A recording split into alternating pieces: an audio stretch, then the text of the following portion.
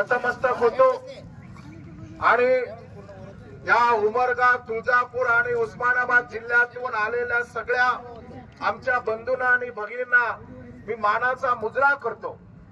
माझ्या बंधूंना आणि भगिनींनो, आज आपण या ठिकाणी जे जमलेलो आहोत, ही गोष्ट आपल्याला समजून घेणं फार काळाची गरज आहे। आपण जर ही गोष्ट समजून नाही घेतली तर येणाऱ्या दिवसामध्ये आपली जी येणारी पिढी आहे यांच्या या पिढीचं जीवन संपूर्णपणे उद्ध्वस्त होणार आहे आणि हे सरकार आपल्या मुलांना भीक मागायला लावणार आहे, लक्षात ठेवा। म्हणून माझ्या बंधूंना आणि भगिनींनो, तुम्हाला माहित असू द्या की ज्या लोकांना आपण मतदान करतो ती लोक देखील आपल्यासाठी त्या विधान भवनामध्ये तोंड उघडत नाही आणि आपल्या समाजाचे जे काही नेते मंडळी आहेत ती देखील आपल्यासाठी तोंड उघडत नाही आहे। याचा अर्थ असा होतो की जी लोक आपल्यावर अन्याय करत आहेत त्या लोकांना हे सरकार पाठीशी घालण्याचं काम त्या ठिकाणी करत आहे। माझ्या बंधूंना आणि भगिनींनो, हा विषय जो आहे तो विषय जरा चांगल्या प्रकारे आपण समजून घेतला पाहिजे। कारण आपण ज्या संवर्गामध्ये आपण येतो त्या संवर्गाचं नाव आहे विमुक्त जाती अ। विमुक्त जाती अ प्रवर्गामध्ये एकूण 14 जाती आहेत आणि या 14 जातीमधून आपली एक जात घोडबंजारा समाजाची आहे। आपल्या 14 जाती सोबत कैकाडी आहेत, वडार आहेत, बेरड आहेत, बेस्तर आहेत, पालपारधी आहे, राजपारधी आहे, राजपूत भामटा आहेत, कटाबो आहेत, अशा तब्बल 14 जातीचे लोक आपल्या या विमुक्त जाती अप्रवर्गामध्ये येतात।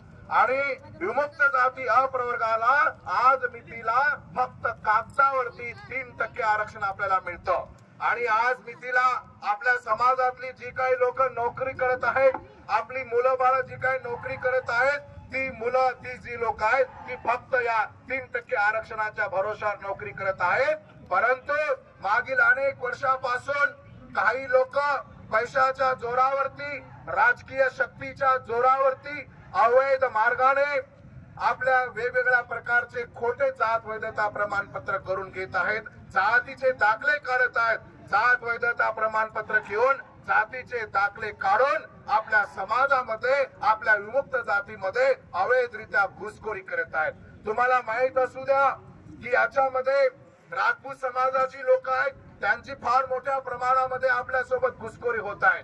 याचं कारण तुम्हाला सांगतो की विमुक्त जाती 14 मध्ये मूळ आपल्या 14 जातीमध्ये राजपूत भामटा समाज आपल्या सोबत आहेत आणि राजपूत भामटा समाजाची 1931 ची जर जनगणना आपण बघितली तर त्यावेळेला संपूर्ण महाराष्ट्रामध्ये फक्त 6000 लोक त्या ठिकाणी होती आणि आज जर आपण बघितलं साधारणतः एका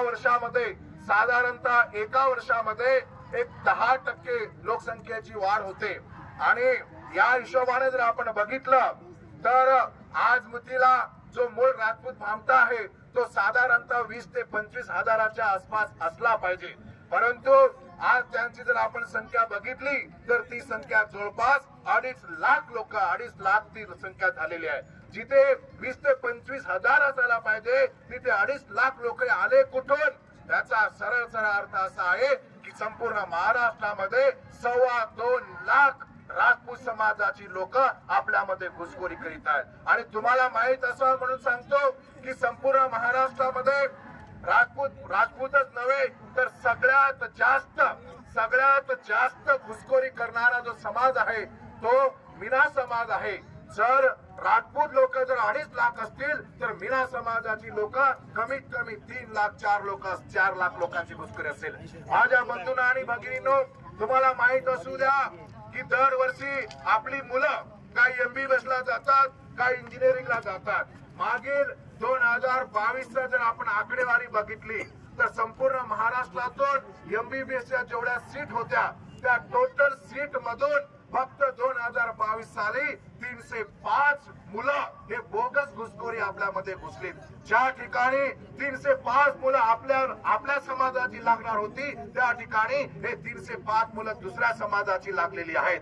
म्हणजे ही फक्त मी MBBS ची आकडेवारी सांगितली आणि ती फक्त 2022 ची आकडेवारी सांगितली।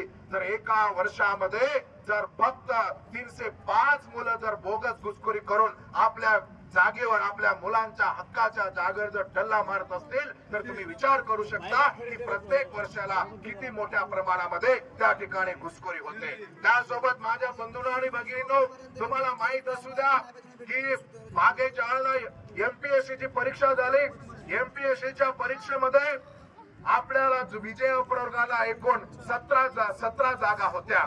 17 जागेमधून ज्यावेळेला माहित झालं त्यावेळेला 17 पैकी 12 जागा हे घुसखोरांना मिळाल्या आणि 5 जागा फक्त आपल्या विजय प्रवर्गाला मिळाल्या। म्हणजे तुम्ही विचार करू शकता, एमबीबीएस मध्ये, इंजिनिअरिंग मध्ये, एमपीएससी मध्ये आपल्या मुलाला जे आपली मुलं बाळा जे नोकरी लागणार होते, अधिकारी होणार होते, त्या ठिकाणी हे बोगस जात प्रमाणपत्र घेऊन यांची मुलं त्या ठिकाणी लागत आहेत। काही लोकांना असं वाटत असेल की माझा मुलगा कुठे एमबीबीएस ला जाणार आहे, माझी मुलगी कुठे इंजिनिअरिंगला जाणार आहे, पण ही गोष्ट फक्त एमबीबीएस पुरता मर्यादित नाही, ही गोष्ट फक्त इंजिनिअरिंग साठी मर्यादित नाही। तर तुम्हाला माहित असू द्या, एखादी तलाठ्याची भरती निघत असेल, एखाद्या ग्रामसेवकांची भरती निघत असेल, एसटी कंडक्टरची भरती निघत असेल, एसटी ड्रायव्हरची भरती निघत असेल, कुठल्याही प्रकारची भरती निघत असेल तर प्रत्येक नोकरीच्या भरतीच्या ठिकाणी जास्तीत जास्त लोक घुसखोरी करत आहेत। तुम्हाला माहित असू द्या, ज्या वेळेला घुसखोरी इथे नव्हती त्यावेळेला 100 जागा जर असतील तर 100 पैकी 80 ठिकाणी आपले मुलं त्या ठिकाणी नोकरी लागत होते। परंतु आज सगळा प्रकार उलटा घडलेला आहे। आज 100 जागामधून 80 जागा ह्या घुसखोरांना मिळत आहे आणि 20 जागा फक्त आपल्या मुलाबाळांना मिळत आहे। माझ्या बंधूंनो आणि भगिनींनो, जरा विचार करा, अरे आपण ऊस तोडून मुलांना शिकवतो, आपण मजुरी करून मुलांना शिकवतो, आपण काबाड कष्ट करून मुलांना शिकवतो आणि मुलं आपली नोकरीला लागत नाही, त्याचं कारण हे बोगस घुसखोरांना सरकार पाठीशी घालत आहे। म्हणून मला तुम्हाला सांगायचं आहे, एक गोष्ट लक्षात घ्या, ज्या लोकांना आपण निवडून देतो, कोणी आमदार म्हणून, कोणी खासदार म्हणून, कोणी मंत्री म्हणून आज त्या ठिकाणी ते पद भूषवित आहेत, परंतु आपण मतदान का करतो? मतदान यासाठी करतो की तुम्ही तिथे जा आणि आमच्या समाजाचे जे प्रश्न असतील, आमच्या समाजाच्या ज्या अडीअडचणी असतील ते आम्ही मार्गी लावले पाहिजे, आमच्या समाजाला संरक्षण तुम्ही दिलं पाहिजे, यासाठी आपण कोणाला तरी मतदान करत असतो। म्हणून तुम्हाला सांगायचं आहे, या तुळजापूर तालुक्यातला आपला समाज, हा उमरगा तालुक्यातला आपला समाज, हा उस्मानाबाद जिल्ह्यातल्या आपल्या समाजाला मला सांगायचं आहे की तुम्ही मतदान केल्यामुळे इथे उमरग्यातील ज्ञानराज चौगुले आमदार झाले, तुम्ही मतदान केल्यामुळे इकडे राणा जगजितसिंह आमदार झाले, तुम्ही मतदान केल्यामुळे या उस्मानाबाद जिल्ह्याचा खासदार ओमराज निंबाळकर झाले, लक्षात ठेवा। म्हणून मला तुम्हाला सांगायचं आहे, अरे ज्या लोकांना तुम्ही मतदान केलेलं आहे ती लोक जर आपल्यासाठी तोंड उघडणार नसतील, आपल्या मुलाबाळांचं भवितव्य जर अंधारात ढकलत असतील तर या लोकांना 2024च्या निवडणुकीमध्ये त्यांची जागा आपण दाखवून दिली पाहिजे। अरे कशासाठी आपण मतदान करताय, कुणासाठी आपण मतदान करताय? ही लोक जर आपले कैसाने गळे कापत असतील, आपल्या मुलाबाळांचं भवितव्य जर धोक्यात आणत असतील आणि तिथे आपल्यासाठी तोंड जर उघडू शकत नसतील तर या लोकांना आपण मतदान का करतोय, कशासाठी करतोय? मला तुम्हाला सांगायचं आहे की आता पुरे झालं। ही लोक ज्यांना आपण, आणि तुम्हाला दुसरी गोष्ट सांगतो, ज्यांना आपण निवडून दिले ती लोक तर आपल्यासाठी तोंड उघडत नाहीत, पण आपल्या समाजाची काही आमदार आहेत, काही मंत्री आहेत, ते लोक देखील आपल्यासाठी तोंड उघडत नाही। माझ्या बंधूंना आणि भगिनींनो, हा जो मुद्दा आहे, हा विषय गोरसेनेच्या वतीने मागील 7-8 वर्षापासून आपण आंदोलनाच्या माध्यमातून हा लढा देत आहोत। याच ठिकाणी आपण मागे पण आंदोलन केलं होतं, उस्मानाबादला देखील आंदोलन केलं, 19 जूनला देखील आपण मागे आंदोलन केलं, 2019 ला देखील आंदोलन केलं आणि तरी देखील सरकार आपल्याला भीक घालत नाही, सरकार आपल्याकडे लक्ष देत नाही। म्हणून या सरकारच्या विरोधामध्ये या सरकारला धडा शिकवण्यासाठी काल हिवाळी अधिवेशन मध्ये 8 डिसेंबरला संपूर्ण महाराष्ट्राच्या वतीने, गोरसेनेच्या वतीने, सकल विमुक्त जाती अप्रवर्गाच्या वतीने त्या ठिकाणी 40 ते 50 हजार लोकांचा जन आक्रोश महामोर्चा आपण त्या ठिकाणी केला आणि आपल्या भागातील लोक तिथे आली होती। फार मोठ्या प्रमाणामध्ये आपण तिथे आपली ताकद दाखवली। परंतु हे गेंड्याचा कातडी खालेला सरकार एवढं निर्दयी आहे. या सरकारला धडा शिकवणं फार गरजेचं आहे.